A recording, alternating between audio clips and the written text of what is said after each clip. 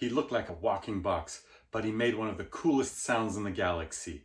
We didn't know what he did until he got his Kenner figure. The Power Droid was weird, blocky, and totally forgettable, and somehow that clunky droid became a Star Wars classic. Hi, I'm Alex. Welcome back to Star Wars Relics, the show where we spotlight the background players, blink and you'll miss 'em droids, and toys that fueled our imaginations growing up. Today, we're plugging into the Power Droid, affectionately known as the Gonk Droid. He didn't do much on screen, but that gonk sound was all it took to keep him alive in video games, comics, and the expanded universe.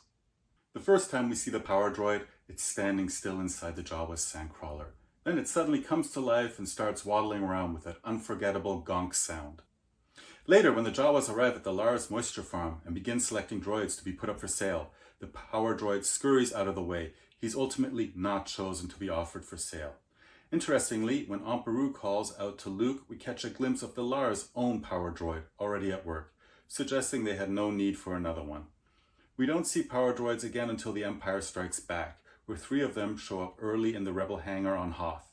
Another one appears briefly after the battle begins. These models seem to have an added attachment on top, but they're clearly still Power Droids, just slightly upgraded. Then comes Return of the Jedi, and one of the oddest scenes in the saga, a Power Droid being tortured in Jabba's dungeon by the droid AD-8. What could he have possibly done?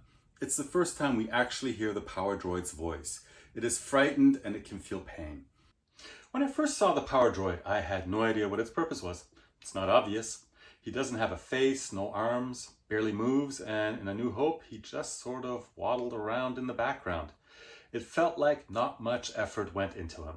But once the toy came out, we suddenly knew this was a Power Droid, and in a galaxy that runs on machines and tech, that made him clearly important.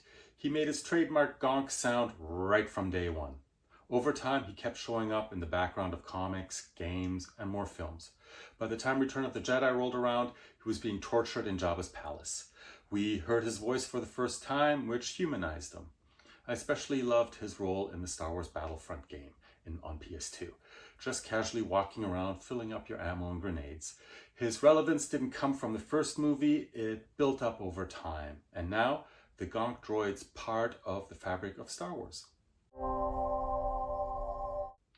The Power Droid first appeared on the Star Wars 20 back as part of the second wave of Kenner figures. He stayed in the line all the way through to the Return of the Jedi cards. He is one of the few figures not to get a tri-logo release. For me, the original Kenner card image is not exactly a showstopper. It looks like it was taken inside the Jawa Sandcrawler and flipped. They then heavily touched it up. There is this weird smoky haze, a bluish purple wash across the frame, and a strange pink light hitting one of the sides of the droid. They clearly didn't like it either, and for The Empire Strikes Back and Return of the Jedi, they dialed up the darkness, which I think only made the image harder to read. You can tell it's the Gonk Droid, no question, but it does not connect to the movie. When it comes to the head, really the face in this case, it feels like the sculptor may have been working from memory. On the movie version of the Power Droid, what looks like the face is completely framed, giving it a distinct recessed panel appearance. The Kenner figure does mimic that inset design somewhat, but it lacks the full framing that defines the screen-used look. Instead of a sculpted detail, Kenner added a printed sticker to represent the face, probably to save on tooling. While the sticker brings some visual interest with its colorful design, it's completely inaccurate. The screen-used Power Droid has no color on the faceplate whatsoever, just some geometric shapes, presumably sensors. There's also no circular eye in the film version, but the figure's sticker includes one, likely because the designer felt compelled to add some kind of eye. After all, how would he see? Ironically, they went more complicated with the sticker than they needed to, and in doing so drifted further from the source. I'd call the toy inspired rather than strictly screen accurate. In A New Hope, we actually see 2 Power Droids. The one aboard the Sandcrawler, the likely source for the card photo, and the one the Lars family already owns, which appears to be the source for the action figure. The Sandcrawler unit has no antenna, while the Lars unit does. The Sandcrawler droid reads as a rusty, dusty gray whereas the Lars unit appears blue with a white side stripe. That stripe is absent on the Sandcrawler version. The toy's overall look aligns more with the Lars model. We never see the front of the Lars droid, but the Sandcrawler version shows a smooth lower front panel. By contrast, the toy features 5 large horizontal grooves, a departure from what's visible on screen. The legs are actually a pretty faithful take on the set builds, including the cable looping around each leg, a detail that is represented on the legs. The feet, however, are a deliberate simplification. What reads on screen more like a traditional pads has been turned into wide, flat base feet on the figure, almost certainly to improve stability and play durability. On screen, the Sandcrawler unit appears taller than R5-D4. The Kenner figure is shorter than its R5-D4 counterpart. The figure is also deeper front to back than the prop seems on film. A reason may have been the clicking mechanism. Its overall shape makes it instantly recognizable as a Power Droid, but the figure takes plenty of liberties with the details. Details have been added and removed, and the proportions are completely made up. It's more of an interpretation than a replica.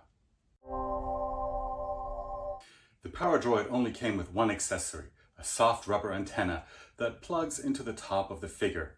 It's a small detail, but an interesting one. Kenner could have easily made it part of the sculpt, permanently molded onto the body, especially given how simple the figure is overall, but they didn't. The choice has led to some speculation that there may have been plans to give the Power Droid swappable accessories. When you look at the Gonk units on Hoth, you can see all sorts of attachments, so the idea isn't far-fetched. Whatever the original plan was, this rubber antenna ended up being the droid's one and only accessory. Easily the most stable figure of the original 20, the Power Droid has perfectly centered feet, and they have the biggest footprint of any figure in that early lineup. Combine that with a low center of gravity and a nicely balanced, boxy torso that sits directly over the legs, and you've got a figure that simply doesn't fall over, ever. He's not flashy, but when it comes to standing his ground, the Power Droid is unmatched. For our second career, my wife and I started Fresh Solutions Therapy. We're seeing parenting struggles more and more. Families that used to be close, now feeling disconnected. You used to laugh together, talk about everything, but now it feels like you're strangers. You're not connecting. You're not understanding each other. The communication is breaking down, and sometimes it even feels like they just don't like you anymore. This is more common than you think. Our team can help turn things around. Check us out at freshsolutionsTherapy.ca for your free 15-minute consultation. When compared to the Sandcrawler's Power Droid, the similarities are minimal beyond the basic silhouette. The action figure appears to be based on the Lars Homestead version, and if we ever got a good look at the droid's front, the sculpt might actually prove to be remarkably accurate. But without that reference, all we really have is the card image and the Sandcrawler unit to go on. Back in the day, this figure felt like a bit of a mystery. Unlike the Astromech or Protocol droids, the Power Droid didn't do anything obvious.